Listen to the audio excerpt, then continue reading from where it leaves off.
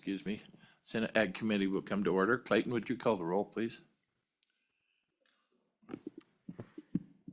Senator Crago, Excused, he'll be back here in a bit. Senator Ide, Here. Senator McEwen, Here. Senator Pearson, Here. Chairman French. Here. We have a quorum. Okay, thank you, Clayton. First up this morning is Senate File 103. And to present the bill and answer questions is Senator Steinmetz. Take it away, Senator.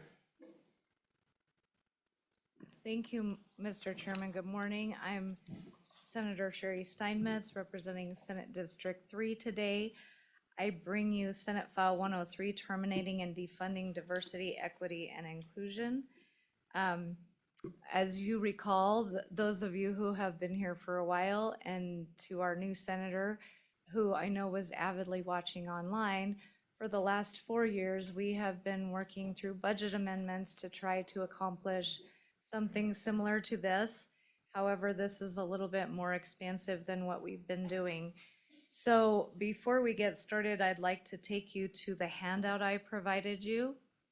It shows you on January 22nd, 2025, President Trump took action through an executive order to terminate radical DEI preferencing in a myriad of ways, and you can read through that at your own leisure. I don't want to take up your committee time with reading through all of that, but you can see the steps he has taken at the federal level. Also on the next, after the first 2 pages, the next page says MA in Education Curriculum and Instruction Programming Requirements. This is for the University of Wyoming. It shows that embedded in the core courses of 16 to 20 credit hours students are required to take for a Master of Arts degree in education. Diversity number 3 under the multicultural education is included in that mandatory class for a degree in that. You can also see, if you go back to the next page, that the credits are 3. And then you can look at the next page and it shows multicultural education has the following objectives. Examine the meaning, including causes and effects of racism, sexism, and other forms of bias. Explore one's own personal response to these forms of bias. Also under bullet point 7, discuss school level strategies targeted toward more just and equitable education.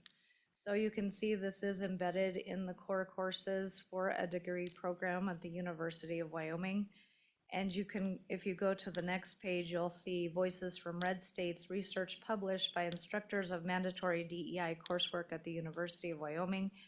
And you can see Voices from Red States challenging radical positioning in some of the most conservative communities in America.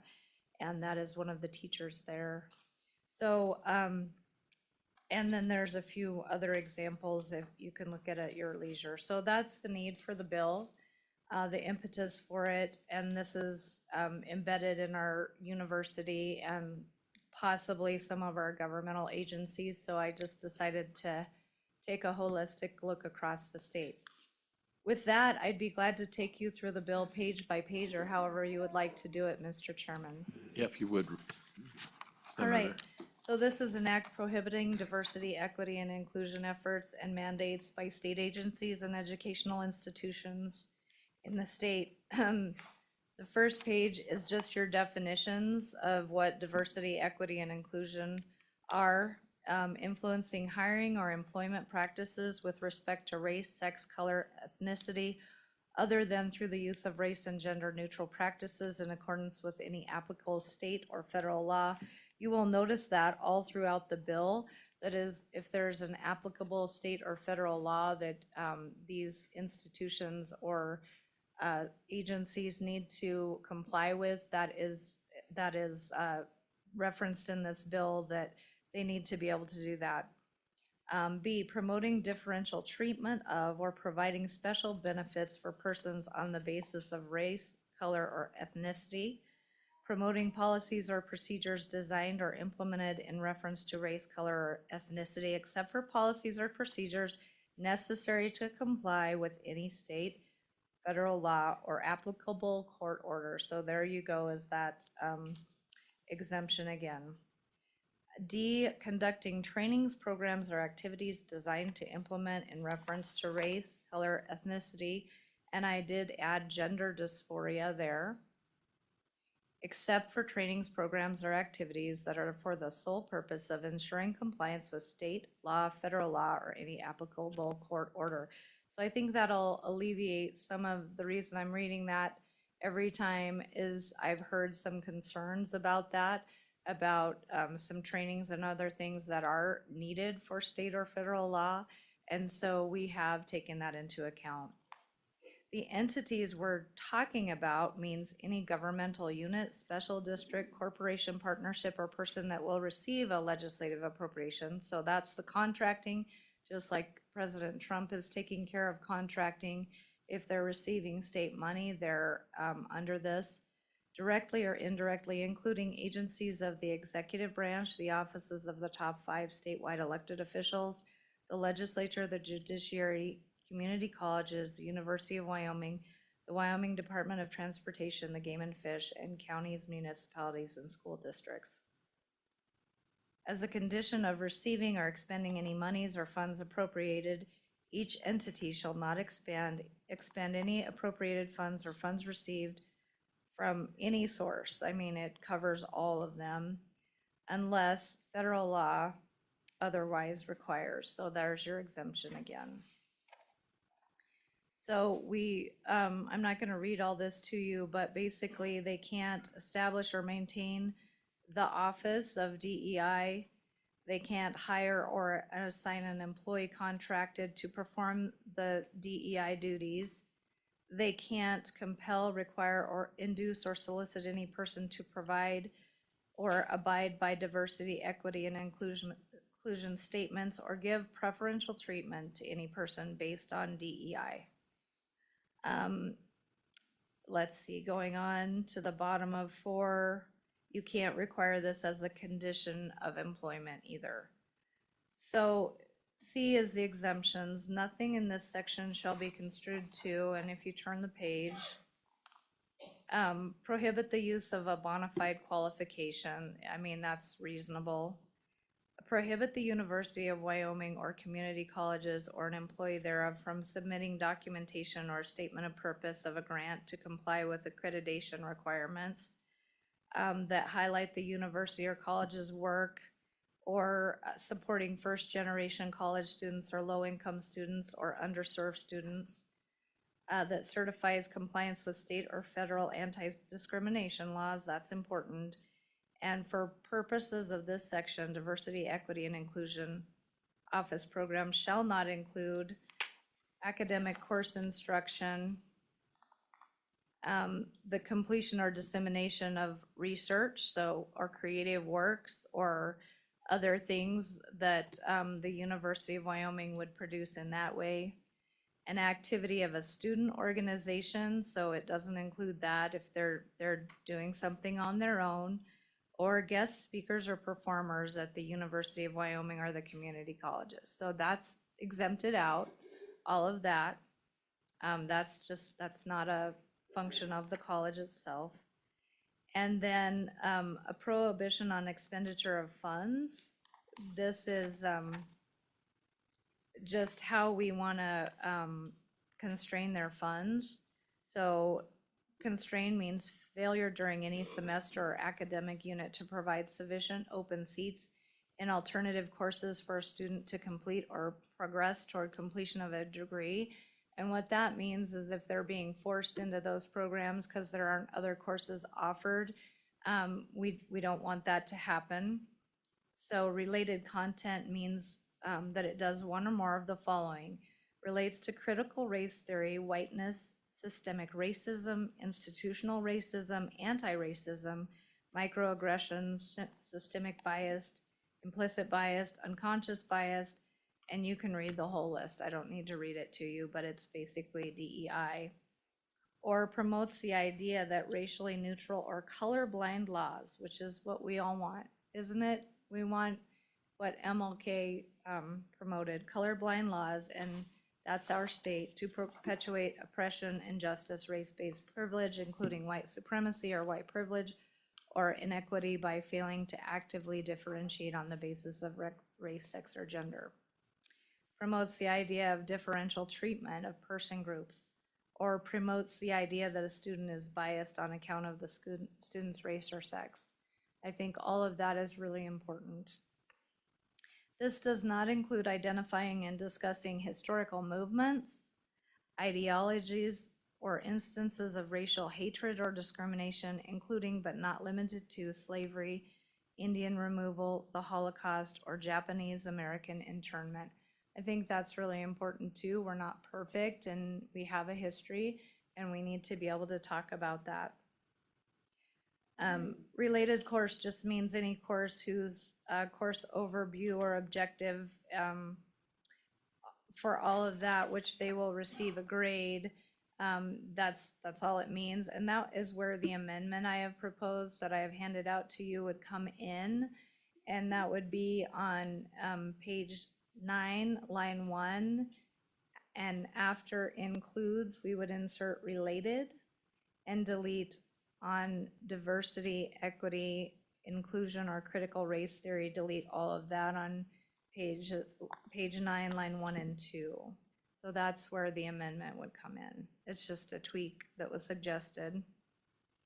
So then we talk about a related practice, and that includes any requirement or guidance or that a course instructor would include or curate materials on the basis of race, sex, or gender dysphoria.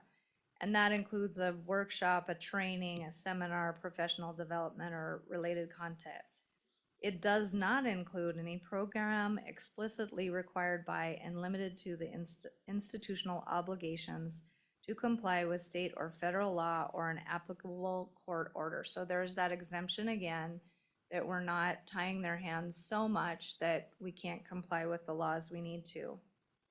And then it also, in prescribing the studies to be pursued at the University of Wyoming and the community colleges, the Board of Trustees of the University of Wyoming and the district boards of each community college shall establish curricula and designate courses in a manner that does not require or constrain students. This is so important to expend tuition or other funds on or enroll in a related course in order to satisfy the requirements of any academic degree program, including general education, major, minor, or certificate requirements subject to subsection D of this section. So we're trying to take care of that so that they are not mandated to take these courses or expend their money. So basically, the Board of Trustees is prohibited from requiring or incentivizing faculty or students to apply or participate in related practices on any course as a condition of approval, designation, or listing as a part of any academic degree. So that's just a prohibition for them in their rulemaking and how they manage the college. And then on the bottom of line 10, academic degree program requirements of any major, minor, certificate, or department whose title clearly establishes this course of study as primarily focused on racial, ethnic, or gender studies may be exempted from requirements of this subsection A and B of this section in writing by the Board of Trustees or the district board as applicable. So in other words, as long as that's not a mandatory course, they can offer it. They just can't require it or force people into it by a lack of other courses that they can take in their general studies degree. So basically, we're just saying in Romanet I there, no student shall be required to take this, including in the general education requirements. The bottom of page 11 is another important thing. The title of any currently established department, major, minor, or certificate program shall not be altered or replaced to establish an emphasis on radical ethnic, racial, or gender issues That is important because when we saw some of the reorganizing done by the university, things were kind of slid into other categories, and we're not really sure if everything's been accomplished. I'm sure you'll probably hear from them today about what they've accomplished. I did get an email last night with some other questions, but wasn't able to respond in time as it's a little bit short notice to have that on my desk last night. So, and I know we're all busy and that happens during this. So I look forward to having further discussions with them. And then just at the end on page 12 on section B, nothing in this act shall be construed to alter, amend, or impair any contract or other agreement entered into before the effective date of this act, it would be effective immediately. So just so you know, those things would have to remain in place if a contract has been signed. We can't alter a contract. So with that, Mr. Chairman, I would take any questions. Thank you, Senator. Any questions of Senator? Quick one. Senator Ide.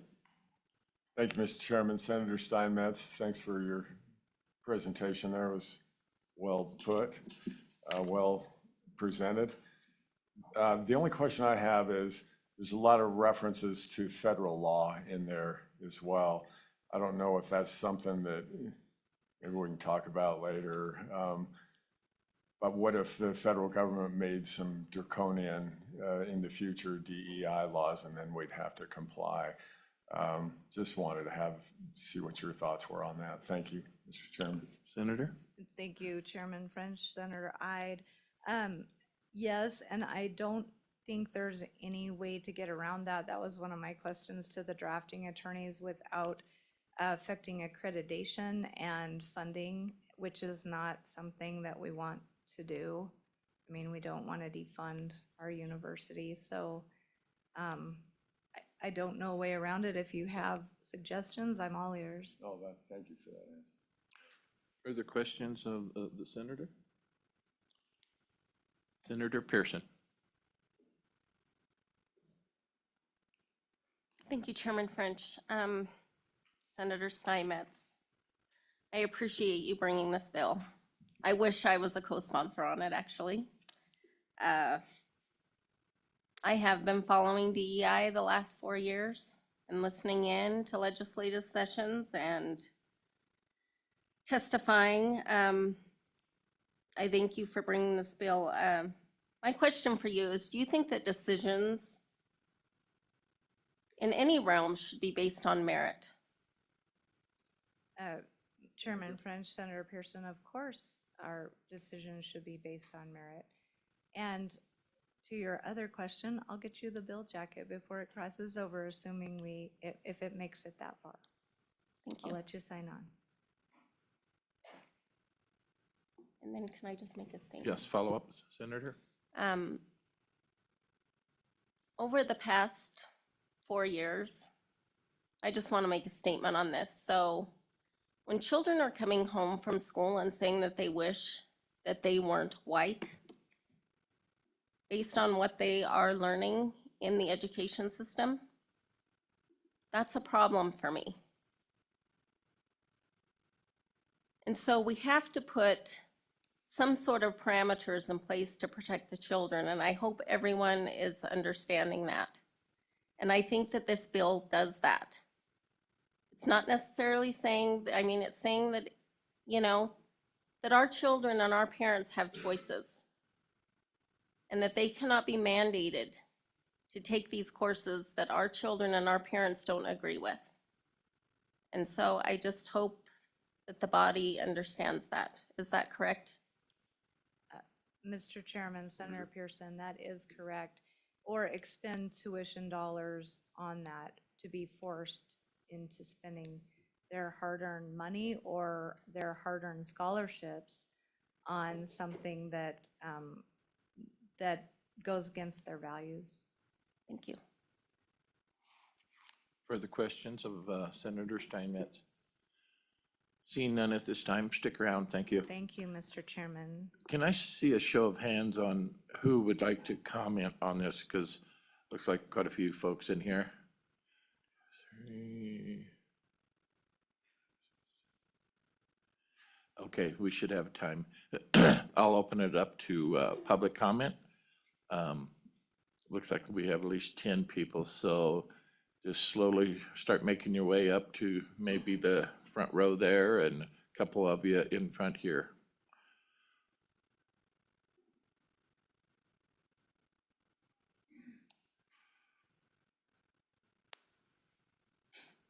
Okay, please state your name for the record. Good morning, Mr. Chairman, members of the committee. My name is Erin Taylor, and with me here today is Dr. Brandon Cosine, who's the interim president at Casper College. And we appreciate the opportunity to be here today. And what I thought I would do, Mr. Chairman, is just kind of give some general statements. And we've been visiting with the sponsor this morning. I know she's had some challenges this week with illness. Because we don't have a position on the bill. The colleges always want to make sure we follow state and federal law. And they're doing their best to meet the needs of their students and provide that success for their students. So I just wanted to run through a few questions that we had, and I think some of them were cleared up today from the presentation of the sponsor, and I greatly appreciate that. And then Dr. Cosine might have a few comments. I believe we also have Dr. Tyndall, who is on in Zoom land. He's the president of Central Wyoming College. Central Wyoming College serves the population of the reservations in Wyoming, and I think that was presented that the intent is to preserve the role that they have with serving that population, but I think President Tyndall might want to share a few words as well. So I just want to kind of tee all of that up. We don't need to take a lot of your time. But a Well, couple of things. We do the online at the last, so we'll get to Okay, him. perfect. Thank you, Mr. Chairman. I appreciate the sponsor's mention of the applicable state and federal law. Dr. Tyndall will talk about their interests. Mr. Chairman, on page 3, on line 16, when it talks about the types of funds that might be expended, the question that I might have would be limiting the private donations that come to the institutions and how they might be able to use those. I completely understand state appropriations, but that was something that we had a question about. Definitely appreciate the ability to, still collect data and do all of those things. But when we're looking at page 7, and what's classified as related content. And this is where I might let Dr. Cosine weigh in. A few of the words that are used here, and completely understanding the intent, some of the words like implicit bias, unconscious bias, cultural competence, those are concepts that are taught in general psychology and sociology courses. So we are just, how far do we go with including everything in there? That would limit the instruction of those basic concepts is something that we wanted to talk about. We had some questions about making sure they meet accreditation standards. I think that's probably included on page 9 in the institutional obligations to comply with federal law, even though accreditation standards aren't necessarily law. So that might be something to consider. That we just make sure that the institutions are doing what they need to do for that. And then I think I'm going to turn it over to Dr. Cosine, Mr. Chairman, to make some comments, Okay, hold up. if that's okay. Yeah, it will be in a second. Committee, any questions of Aaron at this time? Okay, Thank you. All right, thank you, Mr. Chair. I would just continue on, I'm sorry, I'm Brandon Cosine. I am the interim president for Casper College. I go to page 10, subsection D, about academic degree programs, and would potentially ask for an exception for human services to be a major as well. So, and the reason I'm asking for that is I have a PhD in counseling, and we have accreditation standards that cover a lot of the issues just about income disparity, racial issues and things like that. And it's actually in the standards. And it's also written in the standards for undergraduate education as well. And so it'd be like social work, psychology, and counseling. So just to make sure that we're in compliance with that, I would ask for human services as well. Mr. Chairman. Senator Ide. Thank you, Mr. Chairman. Mr. Cosine, good to see you here. Sorry to interrupt here, but could you go over that again, just what you mentioned there, so we can track that in here, just so I can see where you're at? Yeah, so I understand the language of what the law is trying to do. But, Where is he? oh, I'm sorry, bottom page 10, D, under academic degree program requirements. And it just talks about departments whose title clearly establishes its course of study is primarily focused on racial, ethnic, and gender studies may be exempted. While it's not the primary focus, there is a heavy emphasis in social work, counseling, and psychology, because they do actually have undergraduate and graduate standards that address this specifically. And all three of those different areas have accreditation standards that revolve around that. But at the undergraduate level, I would ask for human services to be considered in that area as well.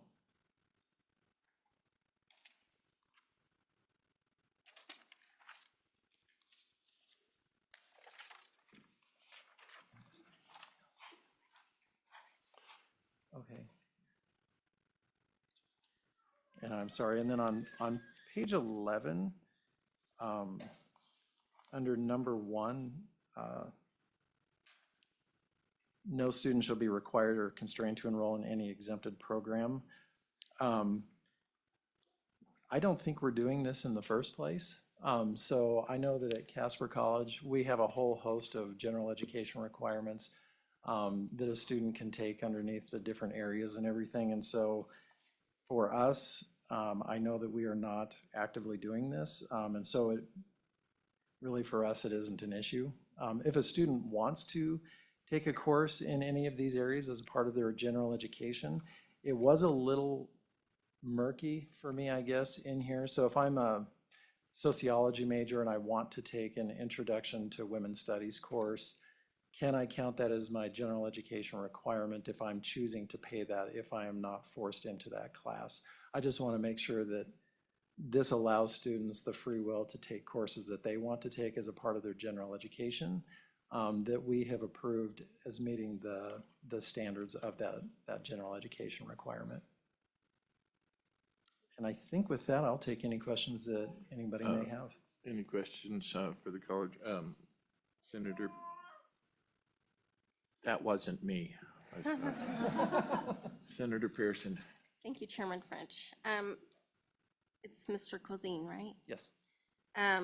So I think your issue on page 10 is kind of addressed there because it's a may and not a shall as far as your human services. Like, I don't know where you want to put in that letter D, human services specifically, but it says may be exempted and not shall be exempted. And Okay. so I think that you're kind of covered in that. We would have to ask the sponsor of the bill, obviously. And then, as far as your other concern on, was it letter I? I mean, that's just clearly stating, it's pretty clear to me that it's just clearly stating that no student shall be required or constrained, shall be required or constrained to enroll. So obviously, if someone in one of those degrees chooses or wants to spend that money, or, you know, then by all means, but we don't want to see them as a part of their degree have to take those courses. Okay. And so, that's the way that I read it anyway, so, Okay. but thank you. Would you like to comment on that or not? No, I think as long as students have the choice to take a course in those areas if they want to, then I think that's fine. When I was looking through this, so at Casper College, I've been all the way from an instructor now to the interim president. And so this is like boots on the ground working with students. And I'm just wanting to make sure that from the 50,000 foot level, it translates down to when we're working with students and that we're in compliance with that. I will, while I'm thinking of it, Mr. Chair, I would also just point out in here that there's, throughout the bill, it says gender dysphonia, and I think the Please state sponsor meant the dysphoria. page and the line, if you Oh, would, please, so it's- we can follow you. Sure. The first one, I believe, is on page 3, right at the top. It says gender dysphonia. And it should just be dysphoria. And it's like that throughout the entire bill. So it's just editorial. Okay. Dysphonia is a word. One of those fancy words. Okay, any questions? Okay, at this point, we'll move on to the next person, since we have a lot of people want to comment on this. Thank you for your comments. State your name for the record, please. Mr. Chairman, Mike Smith, I'm with the University of Wyoming. Thank you for the opportunity today.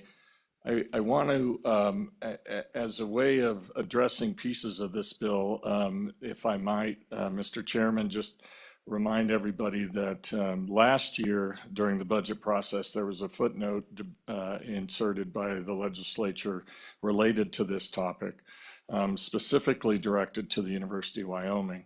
A portion of that language was vetoed by the governor. My words, not directly his, in order to give us some time to ensure that our application of that directive from the legislature didn't put our federal grants at risk in how we had to apply for those grants. We worked through that, and I just want this committee and the legislature to know that the Board of Trustees and the president of the university took that language very seriously, not just the part that survived the veto, but the legislative directive that went beyond closing the office and also required, or would have required us to not spend state aid on any diversity, equity, and inclusion program, activity, or function. And knowing we're pressed for time, I'll just send an update to you all so you can work through it. If you have questions, please let me know. But we're well on our way to fully implementing that directive. And you know, it's a big place and there's a lot to learn and go through and figure out. But we closed the office by the deadline. We have no office of DEI. We have no vice president or head of DEI. I've heard some concerns. Maybe they just shuffled things around. Didn't happen.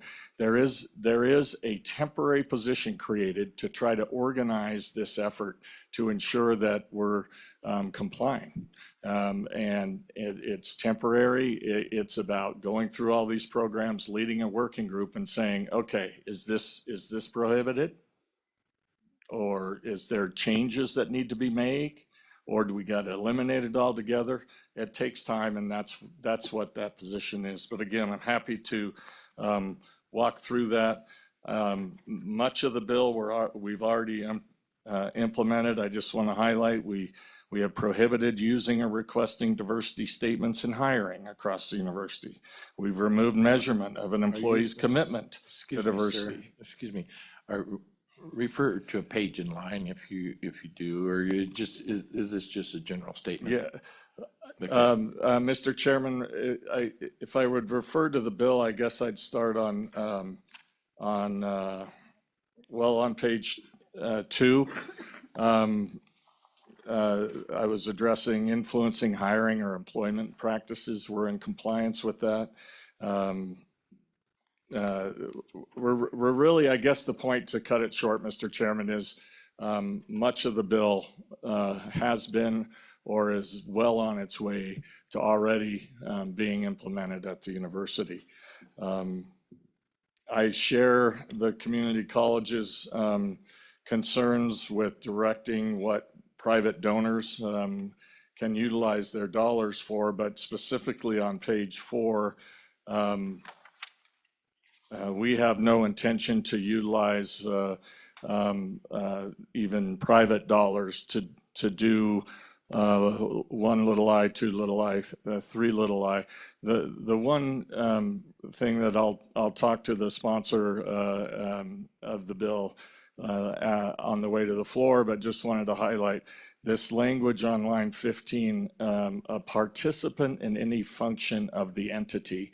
And I just want some clarification. For instance, for years, there's been a summer institute or camp hosted by a nonprofit at the university over the summer for Latina youth.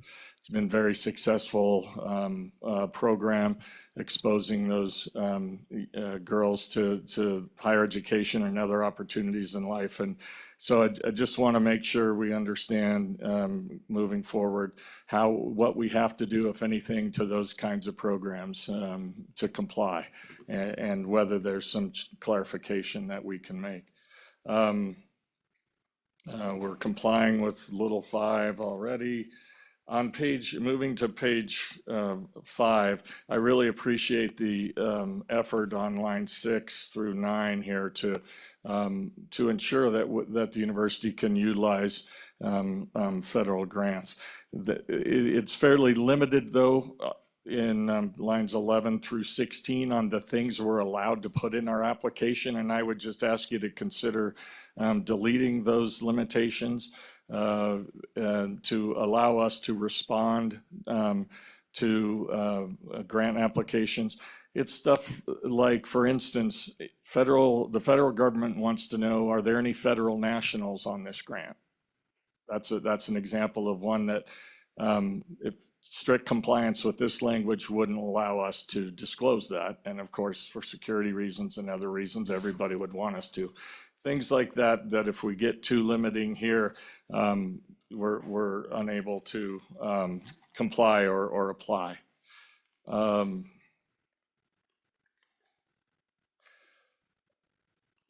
I shared the little bit of confusion. I've skipped all the way ahead now to page 11, Mr. Chairman.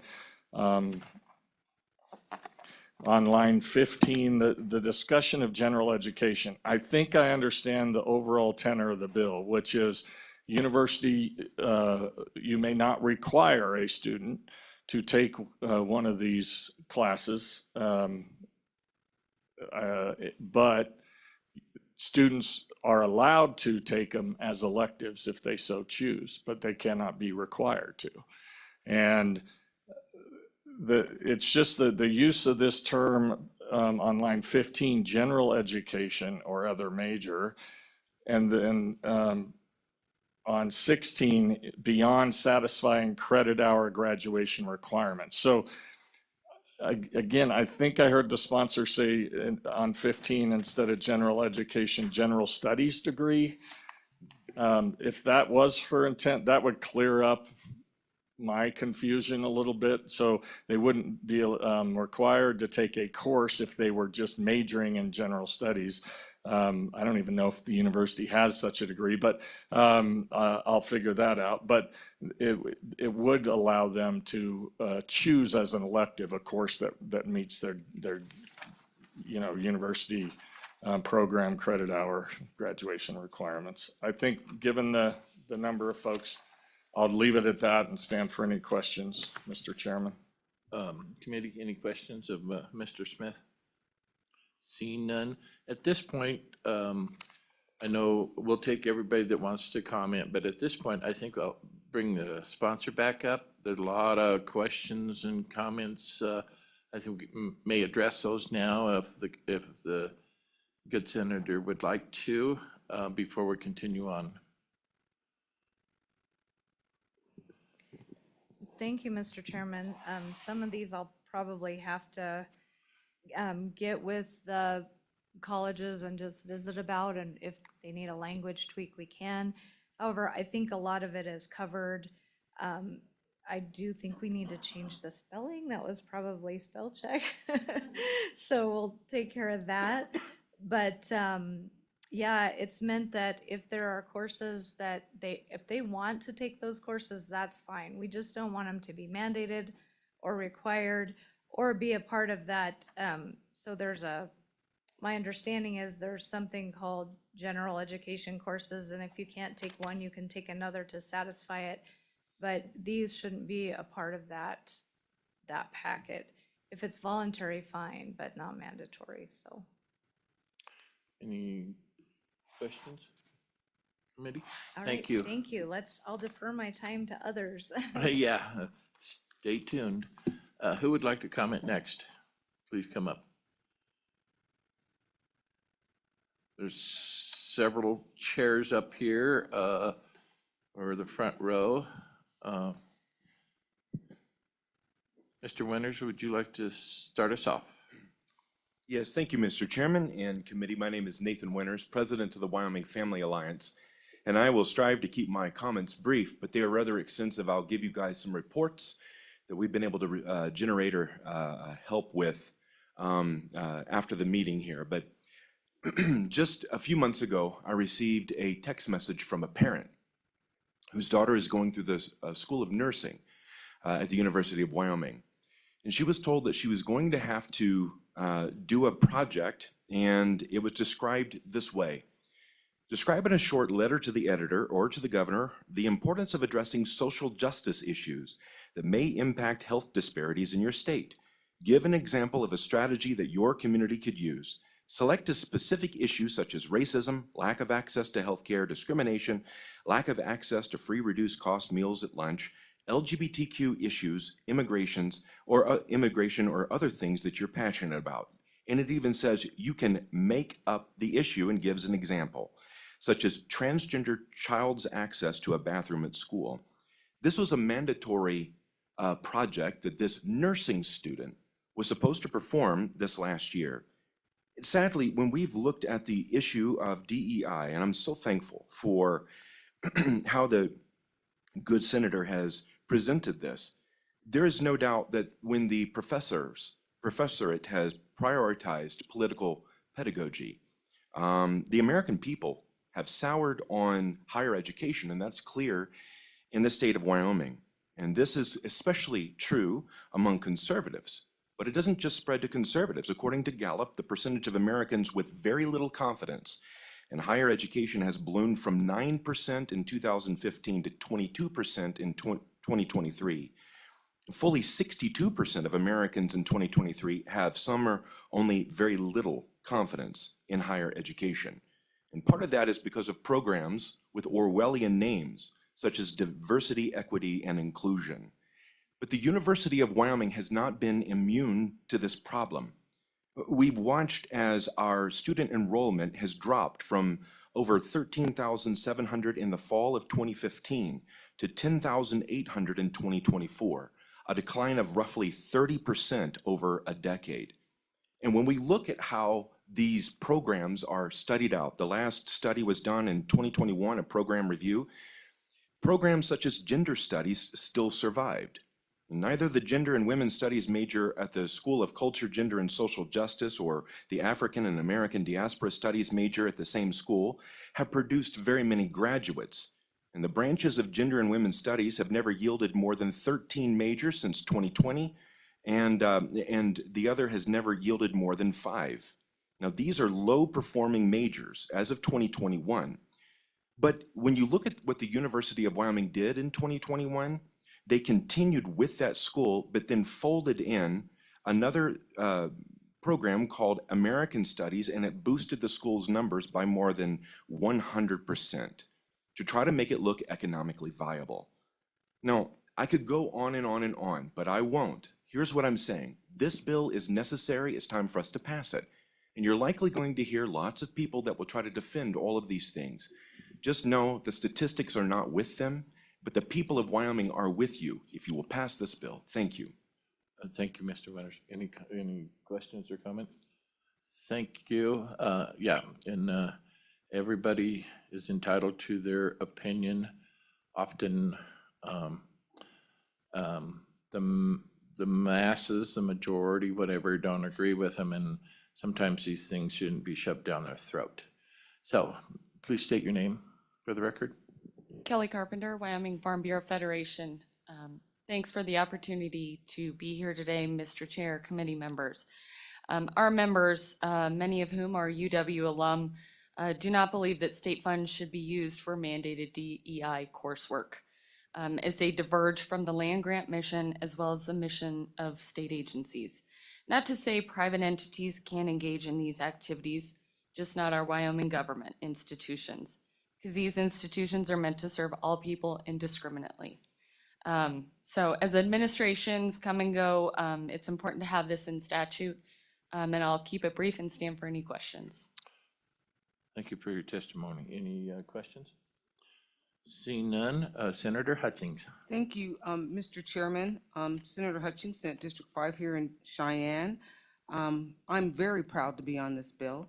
And one of the things that I was so proud about is that we're going to try to stop mandates. A comment was made about the university trying to comply with the footnotes in last year's budget. But there's a difference between codifying a law and following a footnote. So I think it's very important that we codify this law, get it out there and settled in our statutes.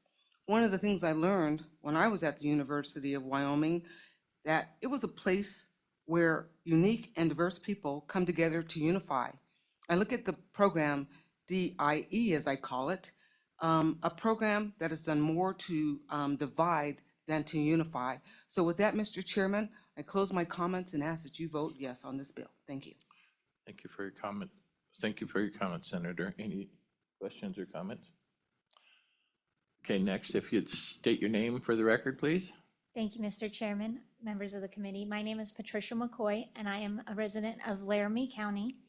I rise today in strong support of Senate File 0103, a bill that strikes at the heart of what we value most in Wyoming: fairness, merit, and equal treatment under the law. For too long, our state institutions have drifted from these fundamental principles, implementing programs and policies that divide rather than unite, that categorize rather than integrate, and that judge based on immutable characteristics rather than individual merit. This legislation represents a return to our core values. This legislation does one fundamental thing. It ensures that every Wyoming citizen, whether they're applying for a job, enrolling in our university, or interacting with state agencies, will be evaluated based on their character, qualifications, and abilities, not their race, gender, or ethnicity. Wyoming families work too hard for their money to see it wasted on bureaucratic offices that divide us rather than unite us. This bill ensures those hard-earned tax dollars serve all of our citizens equally, just as they should. The evidence is compelling. These DEI programs have created a massive administrative burden, driving up costs while failing to achieve their stated goals. Instead of fostering unity, they've created a climate of division. Instead of promoting excellence, they've instituted ideological conformity through mandatory training sessions and diversity statements that amount to political loyalty tests. Critics will claim this bill stifles important discussions about our history or prevents helping underserved populations, but nothing could be further from the truth. This legislation explicitly protects academic freedom, preserves historical education about crucial events like the Civil Rights Movement and the Holocaust, and maintains support for first-generation and low-income students. What it eliminates is the bureaucratic machinery that has turned these noble goals into tools for ideological indoctrination. Let me emphasize, this bill doesn't just protect our values, it protects our future. Our educational institutions should focus on excellence in academics, research, and preparing students for successful careers, not forcing them to navigate an ideological maze of mandatory trainings and statements. We have a choice today. We can continue down the path of division where every person is primarily seen through the lens of their demographic characteristics, or we can reaffirm our commitment to treating every person as an individual worthy of dignity and respect, evaluated on their merits and their character. Wyoming has always stood for individual liberty, equal treatment under the law, and the pursuit of excellence. This bill strengthens these principles. It ensures that our public institutions serve all citizens equally, that our education system focuses on academic achievement, and that our tax dollars support unity rather than division. I urge this committee to please vote yes on Senate File 0103. Thank you for your testimony. Any questions or comments? Thank you, Patricia. Next, Mr. Sweeney, state your name for the record, please.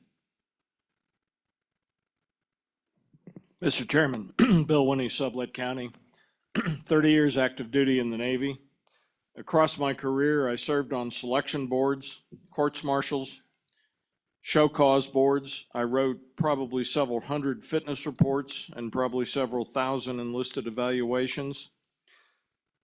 And they were always based on a person's grit, determination, and brain power. Several years ago, the Department of Defense initiated an investigation looking for bad things in the department. It was quietly reported because they didn't find anything. I support the bill, and I would note that whatever else you do with this bill, if you amend it, is control the money. When you hear things like, well, some of these courses are optional, somebody's paying that prof. So there's still money in there somewhere. You need to control the money. Subject to your questions, thank you. Thank you. Any questions? Committee? No, thank you much for your testimony. Next, if you'd state your name, please. Sure, good morning. I'm Micah Richardson with the Wyoming Women's Foundation. And our mission is economic self-sufficiency for women and opportunities for girls. I'm going to bring up just a couple of things. We are also a little bit concerned with some of the vagueness that was detailed earlier with some of the community college and university testimony. But a lot of that has already been covered. But we also are concerned with some of the vagueness that's kind of layered within the administrative process of this bill, including the boards or the trustees approving curriculum. Our concern is if they aren't the experts in that subject area, how does that impact UW, their ability to attract new students and to attract new professors or keep professors? But more importantly, I think what we're concerned about is what this bill says to girls in Wyoming. So on paper, it implies like, sure, you can take a women's course, studies course, but it's not important enough to prioritize. And that's a real concern of ours. We believe that to be good citizens, we need to know more about a wider history and a wider Wyoming's history, which I can say growing up in Wyoming was not always taught to me. So just a few examples. How many of us know that women were not allowed to get their own credit card until 1974? And more importantly, how many of us are asking why that matters right now? How many of us know, and how many of our kids know about brilliant scientists like Hedy Lamarr and Ruth Ella Moore? And how many of us know about Liz Bird? I hope a lot of us in this room. Girls and boys need to see and hear examples of women like all of these that are examples of what can be done as a woman through STEM opportunities and other opportunities.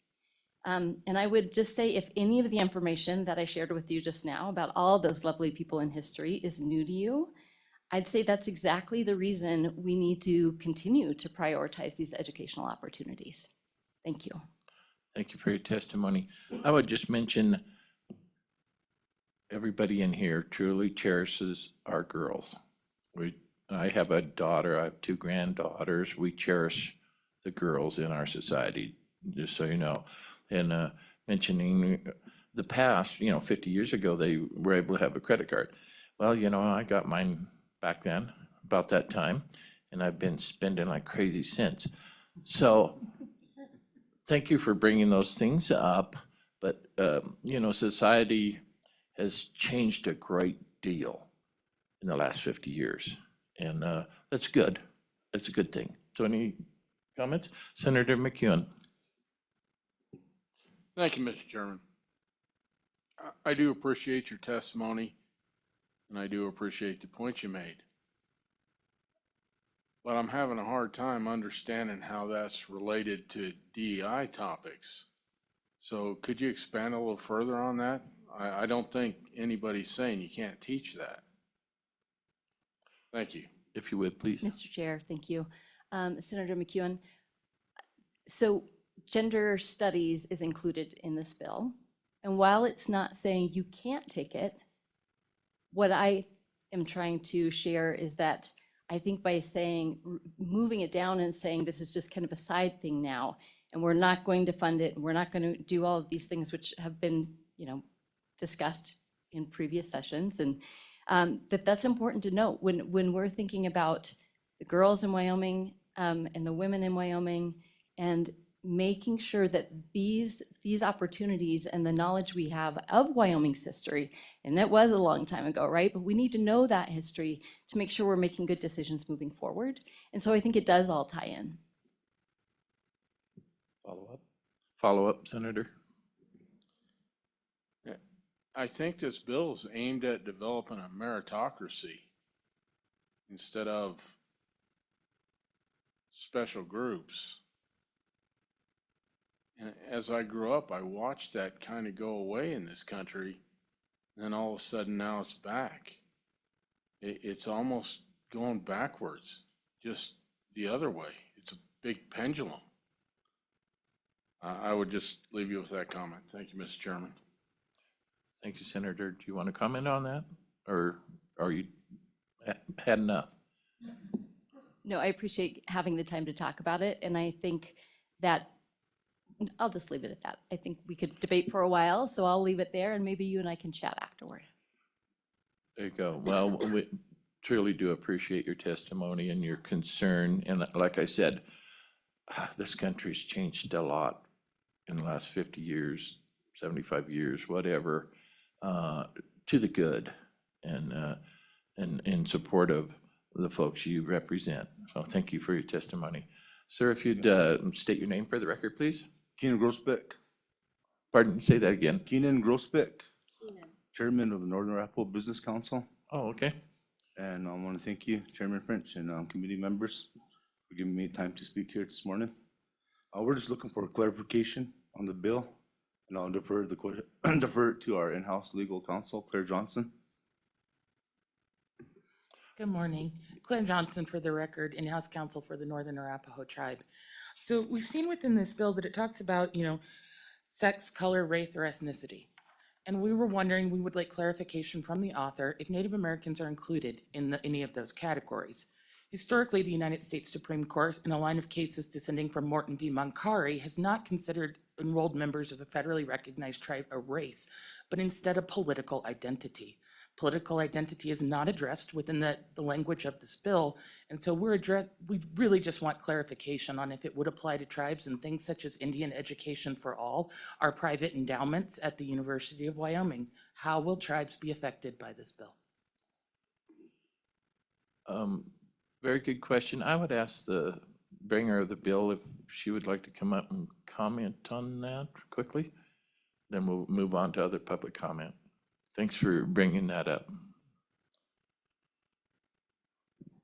Thank you, Mr. Chairman, and thank you.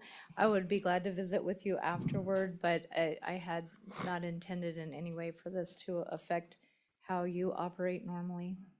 Thank you. Are you satisfied with that, visiting with the sponsor afterwards? Yes. Okay, thank you. Thank all of you. Thank you for your testimony. Thank you for your time. Okay, any others that would like to comment? Oh, come on. Any others in the room that like to comment? Okay, we have, I believe we have two online. Clayton, would you bring the first one in, please? Oh, there we go. Please state your name. Can you hear me, first of all? Yes, I can. If you can hear me, I hope. Yes, and we can hear you. Please state your name for the record and continue. Yes, I am Brad Tyndall. I'm president of Central Wyoming College, and I also serve in a coordinating role as president of the presidents for a 2-year term. And so this testimony is really neither in for or against. It's just in going with my colleagues, Ms. Taylor and President Kosing, just some thoughts to consider. And first of all, I'd like to really appreciate the sponsor being there today and willing to work with us. So I think what I was going to say can be abridged a little bit, because I think we're in good stead, and I'm very grateful for the exceptions. And so this kind of echoes a little bit that the chairman of the Northern Arapahoe Tribe was saying. It's just making sure that language for our serving this political entity, and sometimes calls a political subdivision, is okay, because we do quite a bit in that space. If I can just share really briefly, as Central Wyoming College, we serve the Wind River Indian Reservation. In fact, our main campus is surrounded by the reservation, and it's a big part of our clientele. We are a Native American serving non-tribal institution. And so we get federal funds. We also get donations from private donors. We host the annual State's Department of Education Native American Education Conference. We do speaker series, we do powwows, we do outreach. And most notably, we require that all our employees, because we have such a great percentage of Native American students and staff, that require a training on what we call Wind River Basics. There's 3 one-hour seminars, because it's important to understand your clientele, your customers, if you will.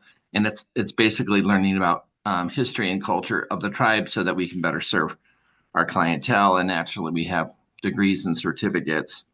And we're a big supporter of Native American education. All that was passed in 2018. And so we were a repository of curriculum and curriculum development for that cause. So in general, I think we're okay, as I heard the bill sponsor say, in terms of us not being intended to be a part of this. But we're just going to make sure. And if it's helpful to add clarifying language, that would be great if it is deemed necessary. And lastly, as a quick comment, as speaking as president of the presidents, I'd just like to make it clear that we consider ourselves kind of the anti-DEI. I mean, DEI means something different to us. It means everybody gets warm cookies. Everybody has merit. We don't put anyone down. It's not about victimization or blame. It's about creating this warm climate. And so that's what DEI means to us. But I think the rest of the world has decided that that is not what DEI is. And so for us, we will just continue to provide warm cookies to all, and that we'll create an environment for all those who want to come forward to be educated. We'll help them. So thank you. And if you have any questions, I'll be glad to try to answer them. Thank you, Mr. Chairman. Thank you for your testimony. Any questions? Seeing none, thank you, sir. Appreciate it. Clayton, if you'd bring the next in, I believe it's Devin Brubaker. Is that correct, Dev? Clayton?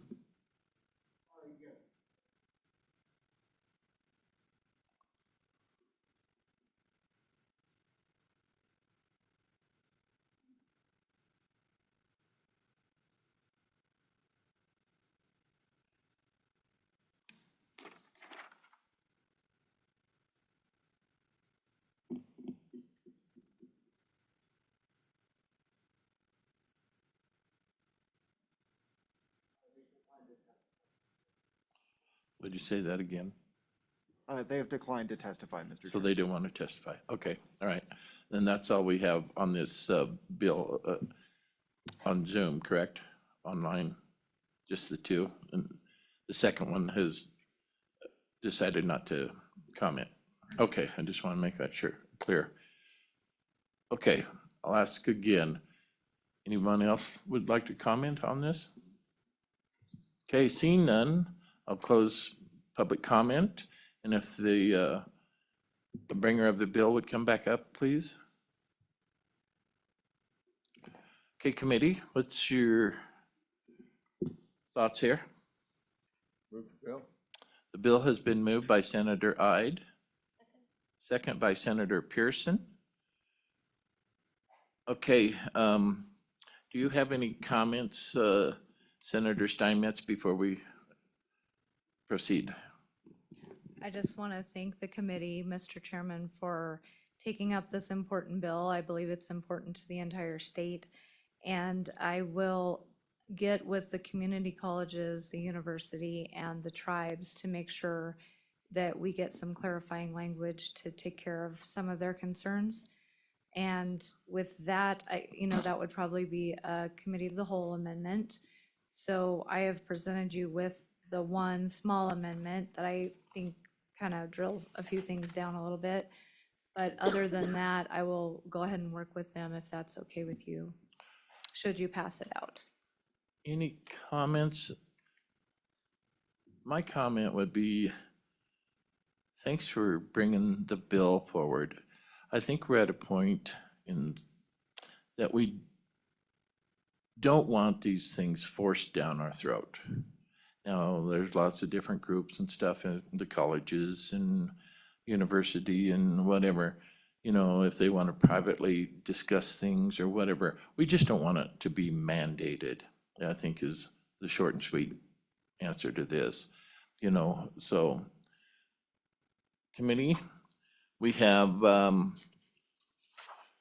amendment, correct, Senator? We have one amendment proposed. Page 9, line 1.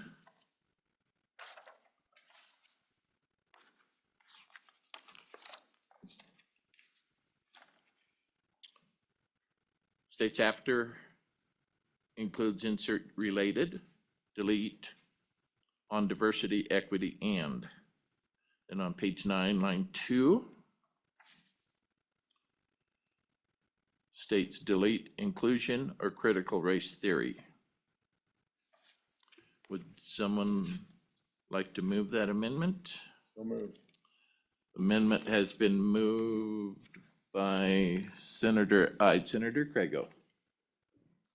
Thank you, Mr. Chairman. I'm just looking at the amendment and I'm not sure how the sponsor of the bill wants that to read. I'm not positive. It might read correctly as I'm lining that in. I'm not sure it makes perfect sense or is grammatically correct. I'm not sure. So I'll just make sure we get it right. That's all. Thank you, Senator Craigo. Senator Steinmetz, would you like to comment on that? Mr. Chairman, it just should read, I mean, for which the student will receive a grade includes related, oh, I see what you mean. Maybe you should just wait on that and I'll get it fixed. I see what you mean. Thank you for that. So you want to wait on this amendment? I would. Okay. Maybe you could. Are you good with withdraw that, the Senator amendment. Craigo? Mr. Chairman, I think if the mover of the amendment just withdraws the amendment, we can handle it on the floor on a committee of the whole amendment. I know what the good sponsor's trying to do, but that amendment does not do it. Senator Ide. Yeah, thank you, Chairman French. Yeah, I'll withdraw that motion to include that. Okay, thank you, Senator Ide. Or Mr. Chairman, you might be able to make it say which receives a grade in related, which includes a grade in related content. That might fix it, but it's up to you guys. I can bring it on the floor too and work it out. What's the committee like to do here? Want to bring it on the floor or? Sounds like that's where we're Okay, going. That's fine. All right, so we're back on the bill. Is there any other amendments? Senator Ide. Thank you, Chairman French. It was brought up that typo on page 3. I don't know if we want to try to fix that here right now, or if the bringer of the bill would rather do that in a committee of the whole. Thank you, Mr. Chairman. Thank you, Senator Ide. Senator? Thank you, Mr. Chairman and Senator Ide. I would love it if you would fix that. I don't know how that happened, but thank you so much for catching it. Senator Ide. Thank you, Chairman French. Yes, I would move to standing committee amendment on line 1, page 3. And there's a typo there. After gender, it says dysphonia, and it should say dysphoria. Other areas in the bill? Change it in all the areas where the typo was. Is there a- And that amendment would apply to any misspelled dysphonia to dysphoria throughout the bill. Thank you, Mr. Chairman. It's been moved by Senator Ide. Is there a second? Second. Second by Senator McEwen. So we'll vote on this amendment. All those in favor say aye. Aye. Opposed? All right, that amendment has passed. Are there any other amendments on this bill? Seeing none, we're back on the bill. Any comments before we go to a vote? Seeing none, Clayton, would you call roll call, please? This is a roll call vote for Senate File 103 as amended. Senator Crago? Aye. Senator Ide? Aye. Senator McEwen? Aye. Senator Pearson? Aye. Chairman French? Aye. Mr. Chairman, that is 5 ayes. Thank you. Senate file number 103 has passed the committee and we'll move on. Thank you, Senator. And I'd like to thank everybody in the room that commented. It's a important issue, so thanks all of you that commented. Next up is Senate Joint Resolution 2.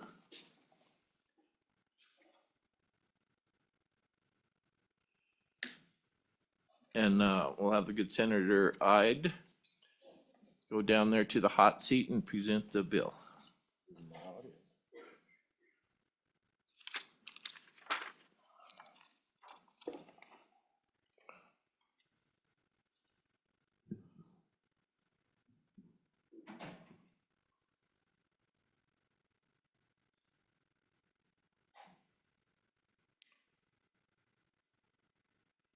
Senator, if you'd just wait a second, please.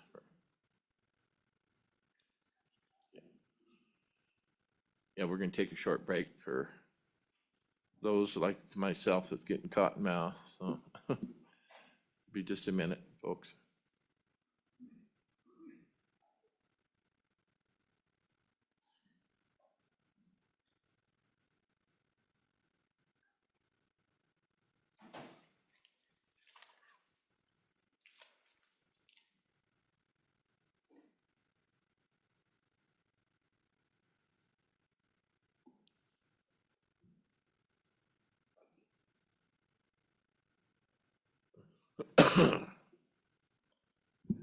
Senator Ide, I believe we're ready. If you would walk us through this, please. Thank you, Mr. Chairman, senators. So here's a bill that I brought a year ago during the budget session, and everybody but one of you up there, I believe, have kind of heard the narrative on this a little bit already as far as my bill goes or my resolution goes. So in the essence of time, I'll try to keep it short since you've probably seen it and read it and heard it. And I'll try to, I kind of want to go through the whole thing, but it's too long, and I'll try to keep it brief here. So I've kind of hit the first highlights on the front page and then go toward the end to explain what the bill's about. So. Okay, Senator, could you pull your mic a little closer to you, Sure. please? How's that? That's great. Thank you. Okay.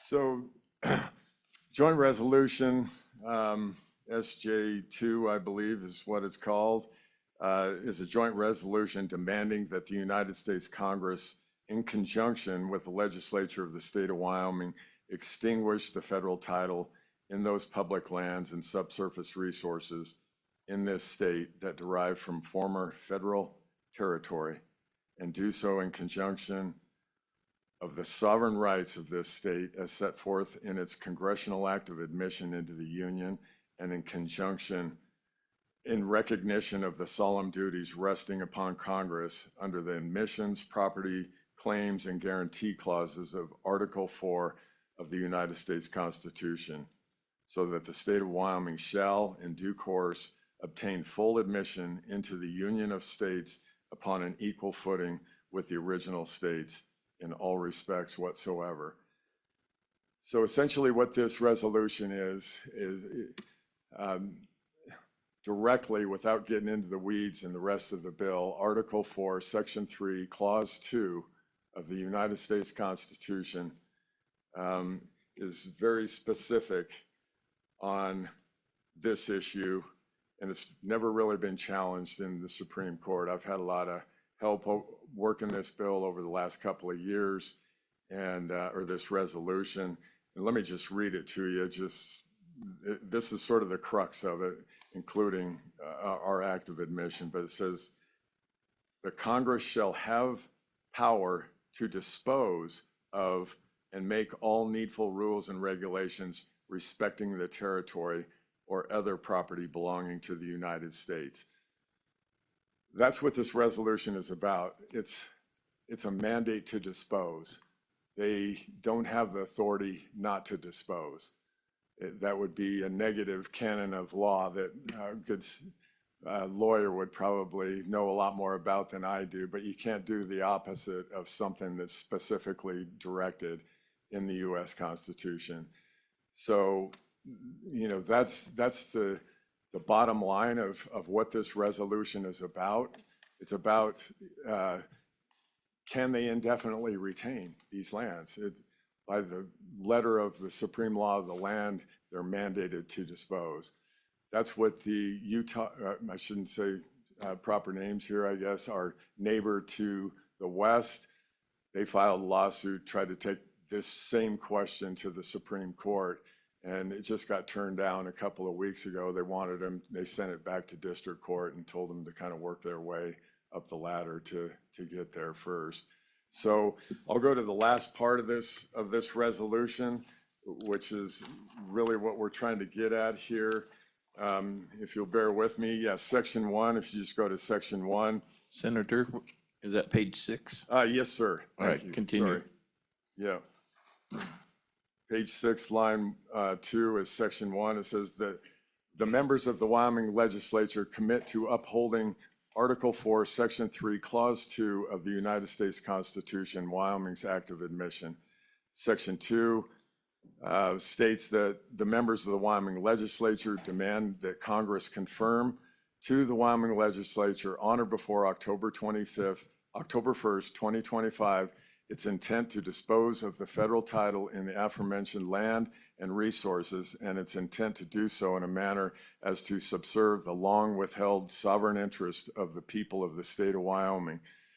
Section 3, that the members of the Wyoming legislature recognize that the state's firmly established and popularly supported public land culture and economy that are integral to the state of Wyoming, and therefore propose that the lands above mentioned be disposed of to the state of Wyoming and thereby be maintained as state public lands.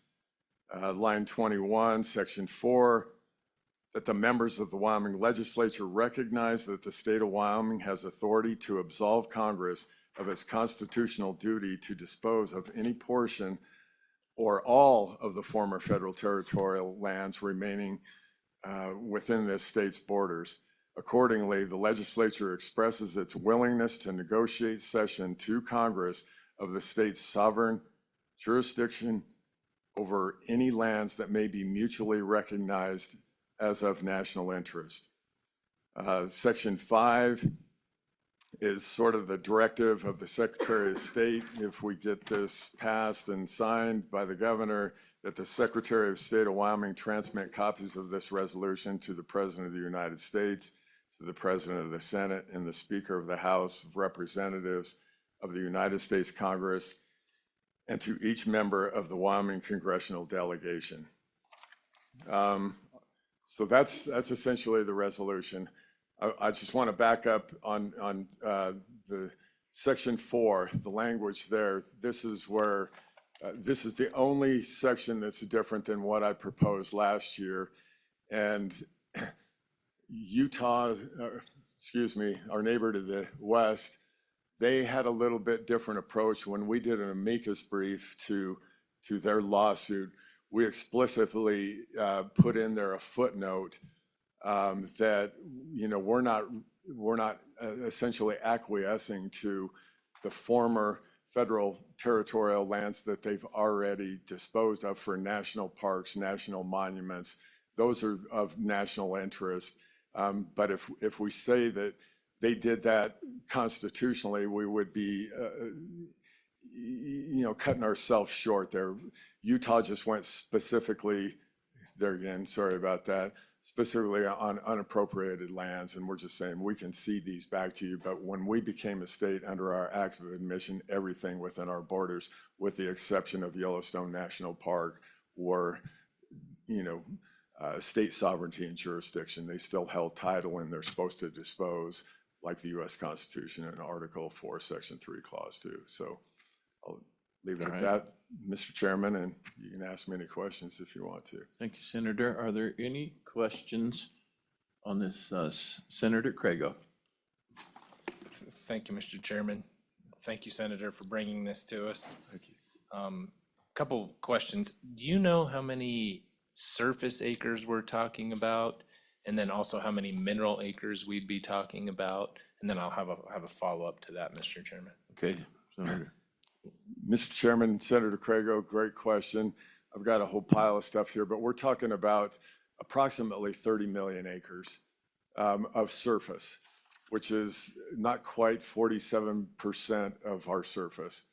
I researched that, you know, it's kind of a moving target. A lot of people will make different statements, but I did get that from LSO. I had them research that. And then the subsurface mineral estates right around 69%. So that total amount, I guess you could do the math on that. Basically, I think our total surface in the state of Wyoming is about 61 million acres approximately. And I can get you those specific numbers as well too. So, yeah, thank you, Mr. Chairman.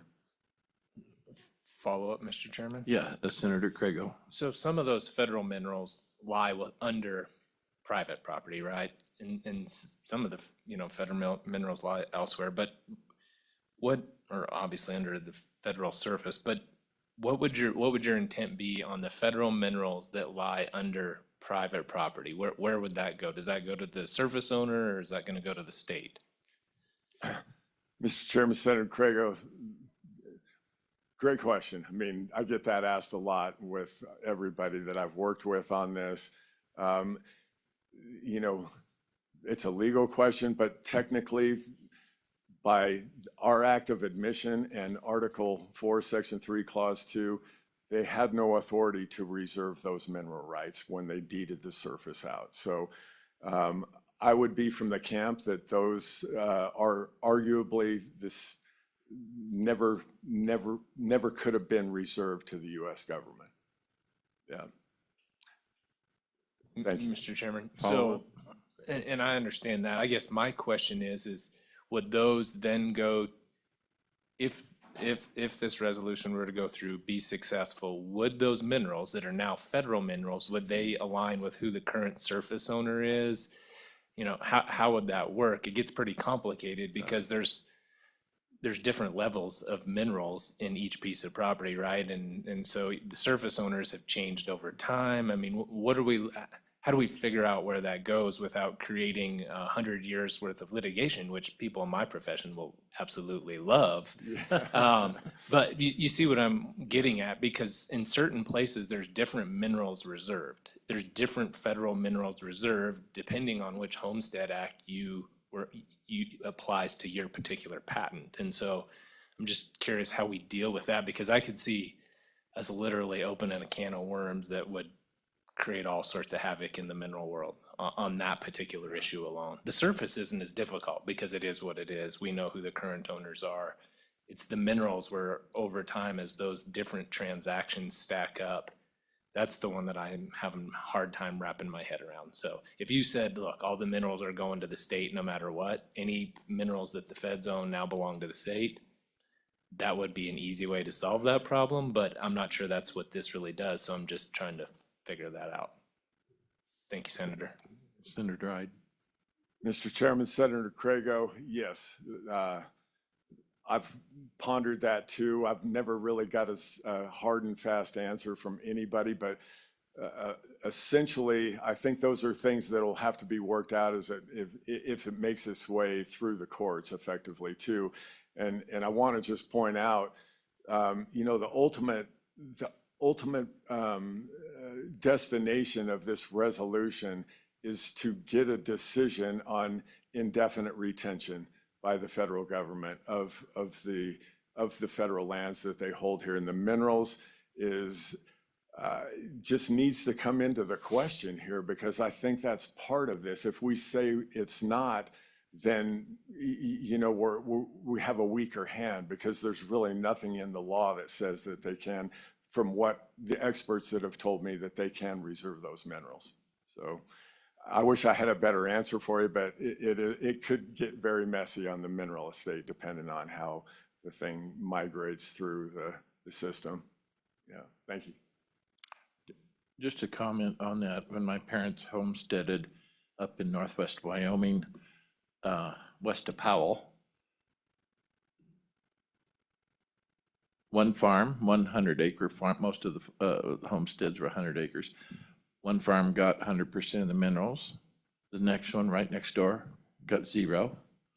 Then the next one over got 100% of the minerals. So it was just created a checkerboard up there, and which kind of made it difficult in the future when BLM, there's different ones that wanted to lease some mineral rights. Well, then BLM said, any more of the directional drilling, gosh, they can go out 2-3 miles anymore. They said absolutely no. If, let's say I have the mineral rights and they want to put a rig up and drill on myself and go under the next farm over and then on to the next one that has mineral rights, they said absolutely not. You're not going under, that's our mineral rights, you're not going under that farm. So as Senator Craigo stated, it's, pretty complicated, but I think it can be worked out. I don't think those mineral rights should go to the state. They should go to the property owners. Maybe it's just one owner out, 2, 3, who knows? But I think it should go to the property owners and on the private property. The other, that if the state got the minerals, I can understand that on any BLM going to the state, but on private property, I think it needs to be worked out. Senator Craigo, did you want to comment? I was just gonna add on to that, not a question, but just a further comment on the minerals. I mean, it will get very, very complicated because you will have people that have been dead and gone for 100 years, literally, their relatives who may not even have an interest in the surface anymore, claiming an interest in the minerals because they retained all minerals, according to the content of the deed, even though they had no minerals, right? Because they did not think they were, they weren't giving anything away, or maybe they reserved them. It starts getting super complicated when not that I disagree with you, I just know what it will look like from the legal side of the world. That it will be quite entertaining. Well, it will provide well for your retirement. Mr. Chairman, I'd like to comment on that. Yes, go ahead, please. In my past life, that's what I was a mineral title landman, oil and gas lease guy. That's how I started my career. And like you mentioned earlier, Senator Craigo, it creates a lot of work for landman too on mineral estate. I've had a 40-acre parcel that, had 200 different mineral owners on it, and you try to track them all down. And you can spend a month of work just on a 40-acre parcel and still not find half of the mineral owners that on minerals that have been dormant for a long time. So, the minerals is definitely a question that I guess if we got to the point to where we were looking at transfer to the state and determining that it's probably going to end up in the courts on the transfer. I don't think there's the will in Congress. Probably this is a demand, trying to just go through the process here and say, kind of like, the colonists did. They asked nicely first and just say, this is what the law says. And if you don't perform, then we're going to have to take other action. So thank you, Mr. Chairman. Further questions? Okay, thank you, Senator. I'd stick around. Is there other public comment on this bill? Please come forward.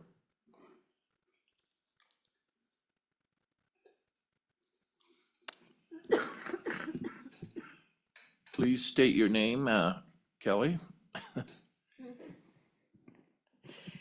Good morning again, Mr. Chairman, members of the committee, Kelly Carpenter, Wyoming Farm Bureau Federation.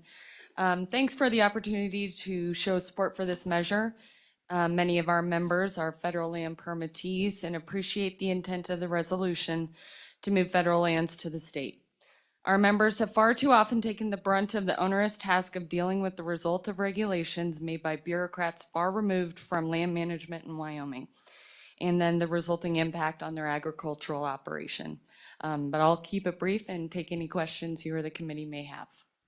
Thank you for your testimony. Senator Craigo. Quick question. Any of us that have state and or federal lease/permits know there's a very distinct difference in cost. Do you know what the financial ramifications of this particular resolution, if successful, would be for your membership?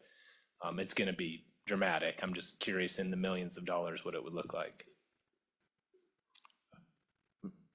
Kelly? please. Mr. Chairman, Senator Craigo, that's a great question. I have not crunched the numbers, although very aware of the difference in costs between AUM of state and federal, being a lot more for the state. But I assume if this were to go forward, being that the state is often more common sense in its policies, that there would be some movement towards a more cost-effective leasing agreement.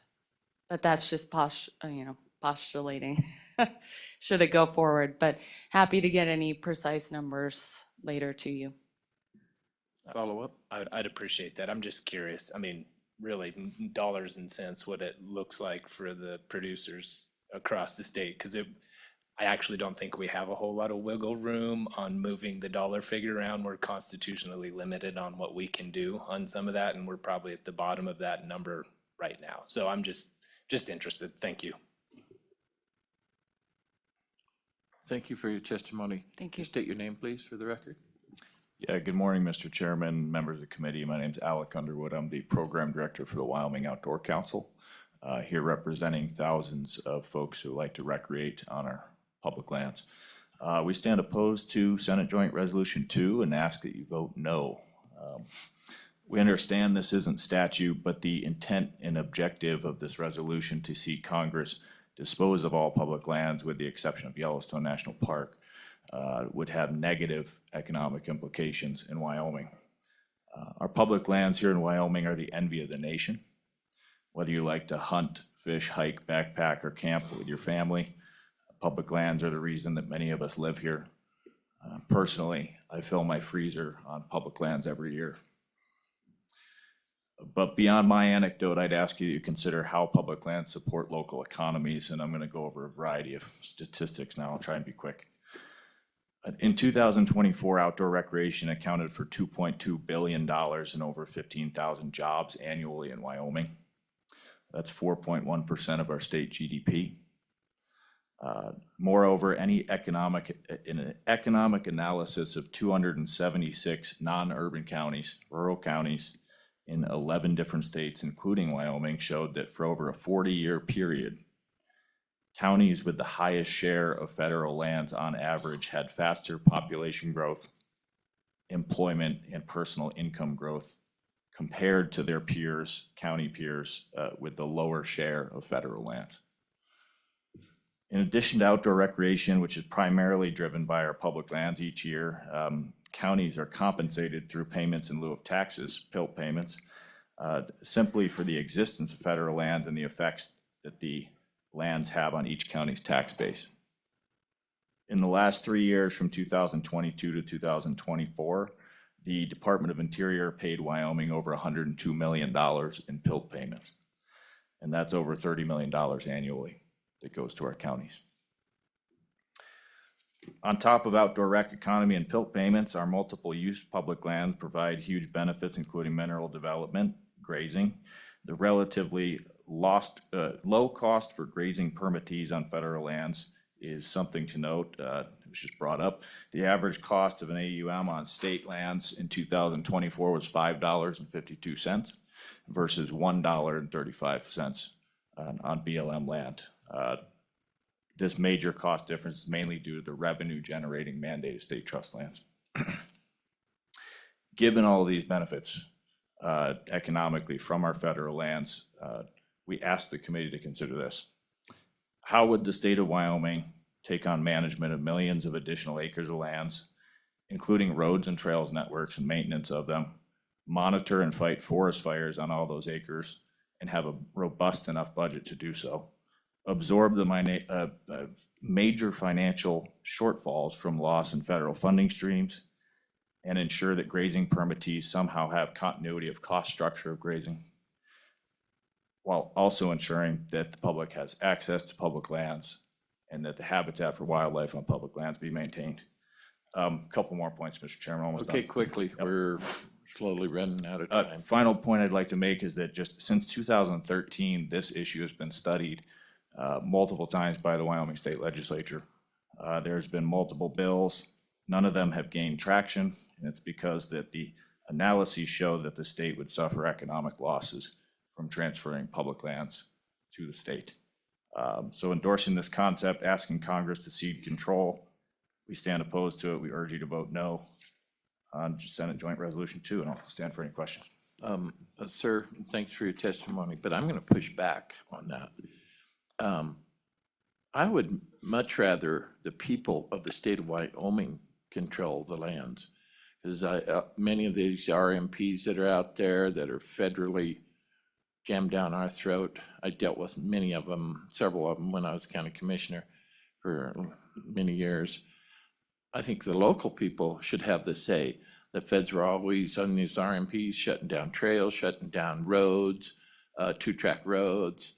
And as far as economics, you may realize how many billions upon billions of dollars would come to the state of Wyoming, the people of Wyoming, if we got all the mineral money? Because right now we get about 49%, 50%, 51% goes to the federal government for oil and gas extraction, coal extraction, whatever, you name it.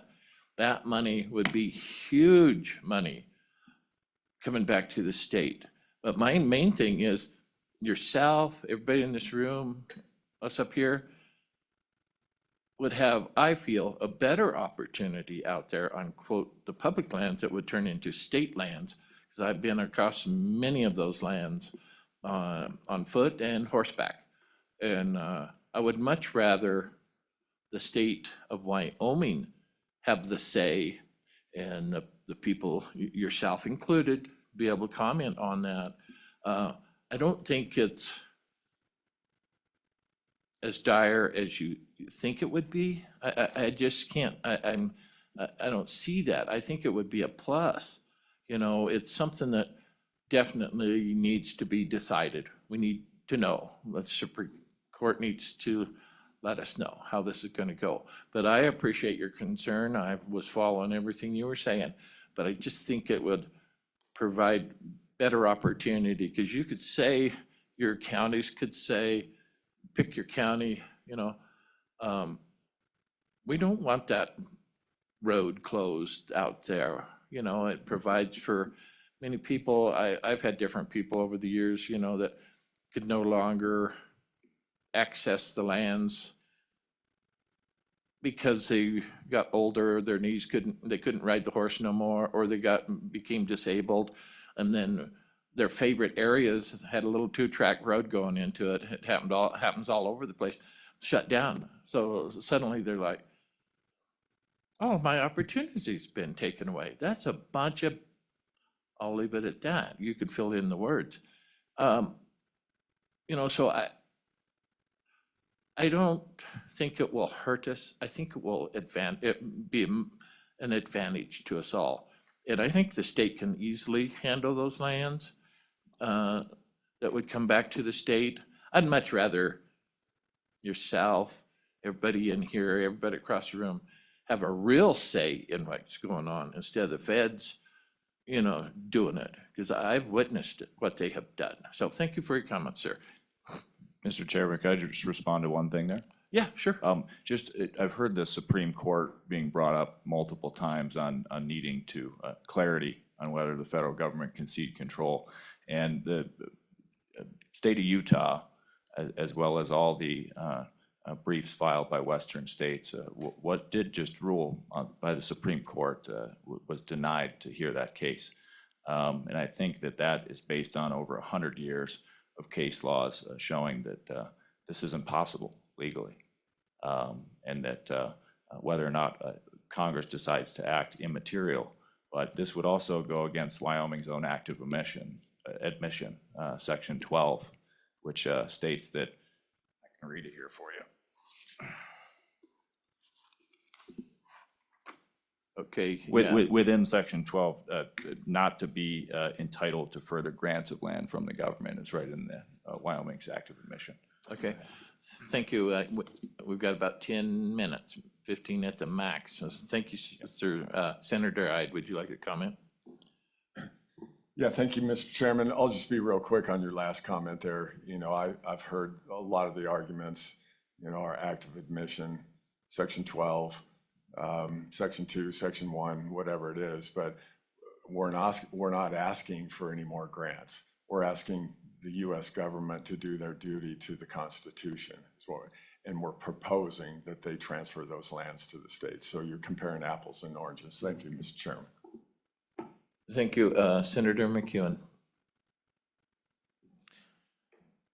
You brought up one of the things, federal government and firefighting on the lands in Wyoming.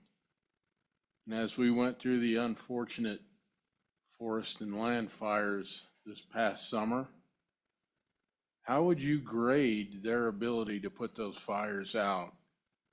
And do you have any comments on why BLM let a lot of it just burn? Thank you, Mr. Chairman. Thank you, Senator. Any comments quickly?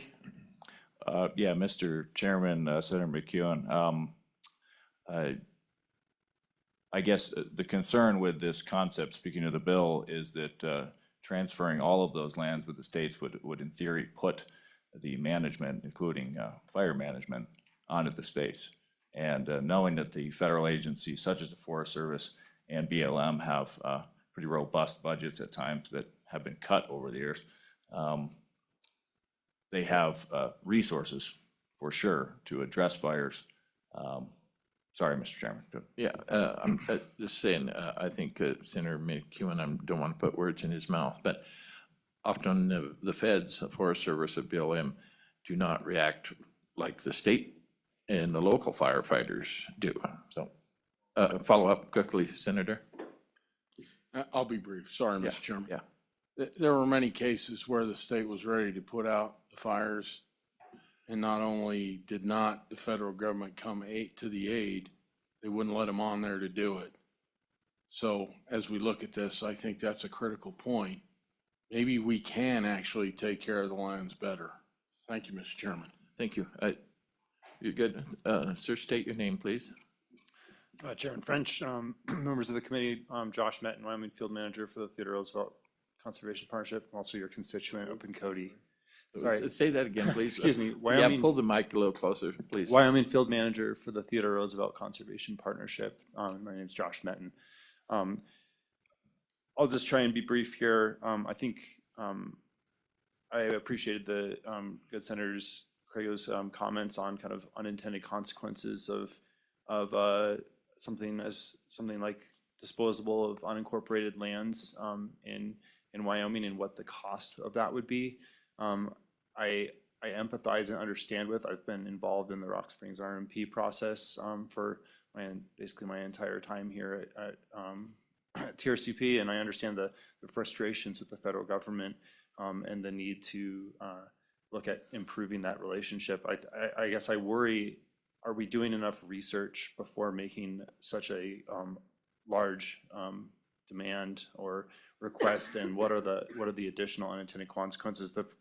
In particular, the section 3 talking about the importance of public lands to Wyomingites and how those would become state public lands. I'm not aware of that existing in Wyoming. Like, we have state trust lands, but those have a fiduciary responsibility to generate revenue and are also not public land.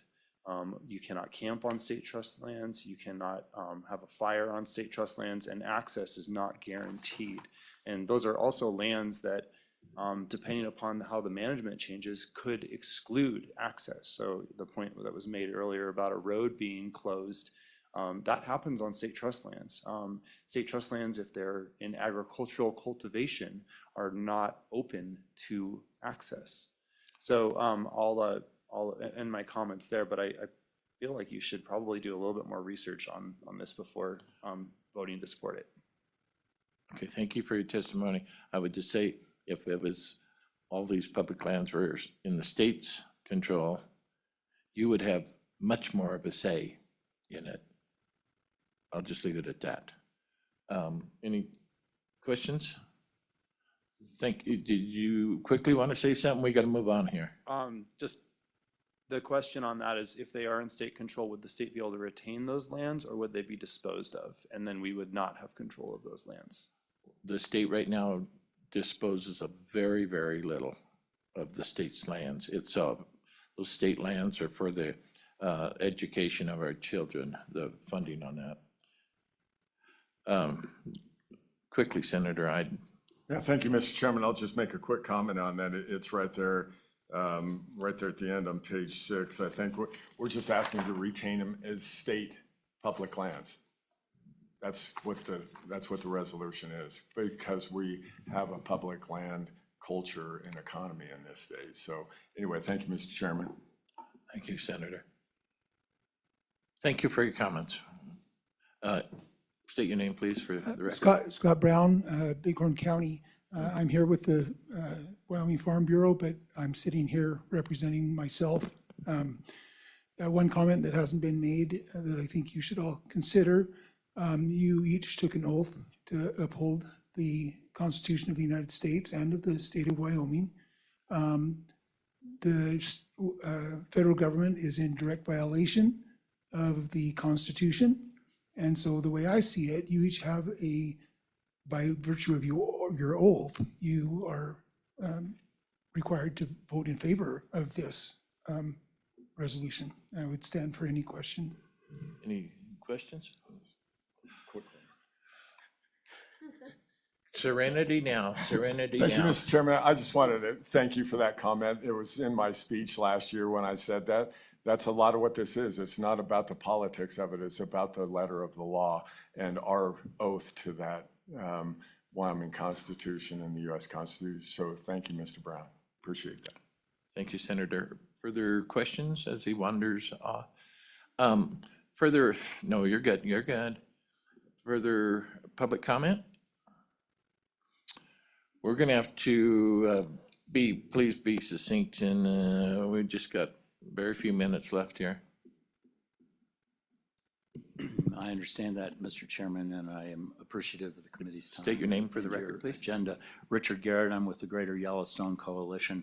I think you all know me, so I won't go into details on that. I appreciate this conversation tremendously. I know we all chafe under the thumb of a landlord, whether it's a residential landlord, and I am a landlord, so I imagine my renter chafes under my thumb from time to time. So I can really relate to that. And I also think that we all relate to the value of open spaces, our agricultural economy, our tourism economy. I do want to call your attention, though, and Senator Ide, perhaps it is in the resolution, but I'm not sure that it excludes our 2 national parks and our national monument. These are critical parts, especially the national parks, of the Greater Yellowstone ecosystem, and that's the ecosystem that we seek to serve for this and future generations. So specifically, we'd like to see those portions of federal lands excluded from the resolution. It might not be possible, obviously, in this committee, but I'd be happy to work with you in the committee of the whole. I do worry about unintended consequences. The state is managing lands and generally manages lands very well, and probably in the minds of many better than does the federal government. But there would be an urge, I think, by the state to sell off these lands. And, you know, it would be horrible to see the likes of Ted Turner, John Malone, the American Prairie Project assume ownership of these lands and exclude us. All of those folks are outsiders. They don't benefit our ag economy. They don't benefit our tourism economy. So, Mr. Chairman, with that, questions. Yeah. I'm going to push back a little. I do not believe the people of this state, the legislature, the whoever, are gonna sell off the Shoshone National Forest to the highest bidder up there on the east side of Yellowstone. I just do not see that. The public will not allow that. I just do not see that happening. Thank you for your comment. Any questions? Respectfully, Mr. Chairman, I didn't hear a question there, but that was a comment, so I would like to respond to that comment. I don't see that provided for in the bill. I don't necessarily disagree with you, but if we're going to include a resolution of this scope, I think it's important to put some guardrails up and to make sure that we understand the unintended consequences. I'd urge an interim committee study on this. Thank you. Yeah, thank you, Senator. I will address that. I believe he brought up Yeah, thank Yellowstone you, Park. Senator French. I don't know if you listened to my testimony earlier, but we did add that language in here from what this bill was brought last time. If you look at section 4 right there, it does say that, lands of national interest, which would be forests, national monuments. But the way the Constitution reads and our act of admission, those came to the state of Wyoming, but we would be willing to cede those back to the federal government depending on the negotiation and what the people of the state of Wyoming want to do. Thank you, Mr. Chairman. Mr. Chairman, Senator, I thank you very much for that. A little bit more specificity would be most appreciated. So, but I do thank you, Senator Ide, for that. Thank you. Well, thank you. Thanks for bringing that up. We do appreciate it. Any other people, anyone else want a public comment in the room? We have one online, I know. Anyone else like to speak to this? Clayton, would you bring in, I believe it's Eric Decker?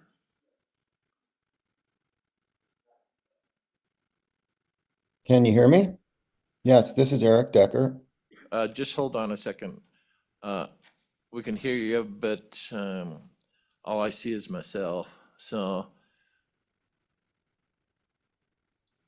okay, go ahead. We'll just listen to you, sir. Yes, for the record, thank you, Mr. Chairman and members of the committee. For the record, my name is Eric Decker. I live in Worland, Wyoming. I've lived in Wyoming for 40 years, 25 years in Alaska. I've been a natural resource professional most of my career, and I'm here to adamantly oppose the resolution. And let me give you some reasons why. First, I'd like to echo all the concerns that were recently expressed by the folks giving testimony in person. I think all of them had really good points, and I would like to second all of those points. I think another important thing is, to echo one of the comments, was I really think all of you have to really think through this proposal carefully, because the ramifications, the financial ramifications, and everything else that goes with such a major transfer of public lands that were meant to be used for present and future generations, if it happens and it goes under state of Wyoming management, there is no guarantee that at some point, 5 years, 10 years, 20 years down the road, that a majority of those lands would then, like was commented before, could be sold to the highest bidder, unless it's specifically guaranteed that those lands will not be sold. Of course, you can't say that because the state of Wyoming does sell state public land.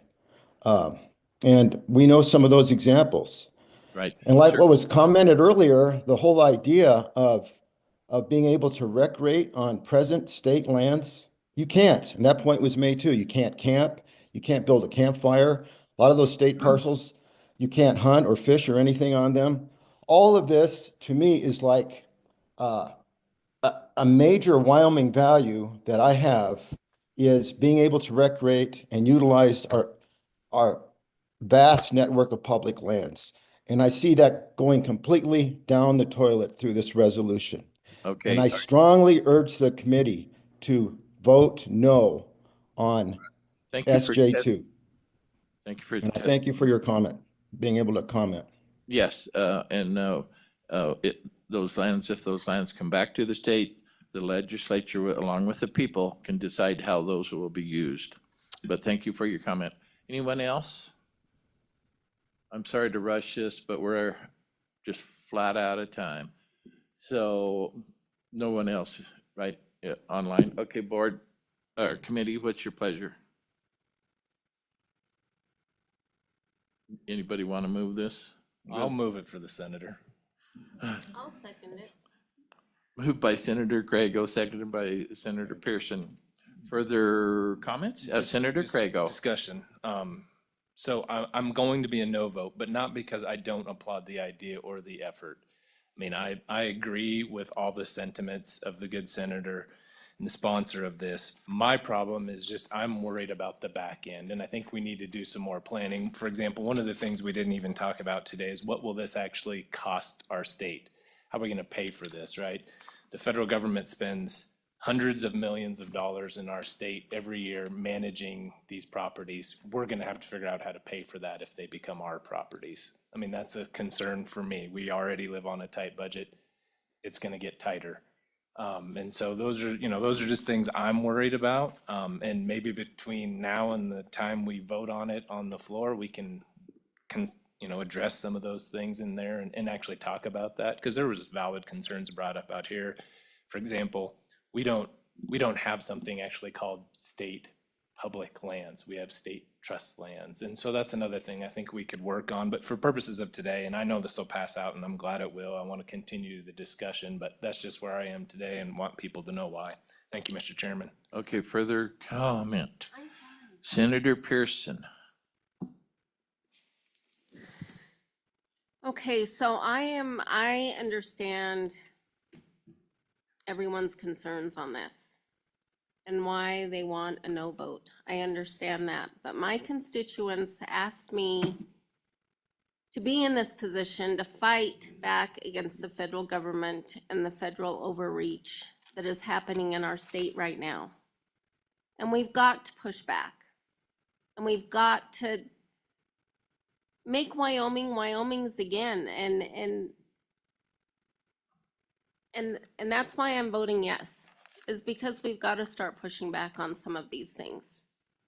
I think, like Senator Craigo said, we can work on this and make it where these lands won't be sold, or public access, more public access. If you guys realize how much public access has been taken away on federal lands over the past probably 30 years, it would astonish you.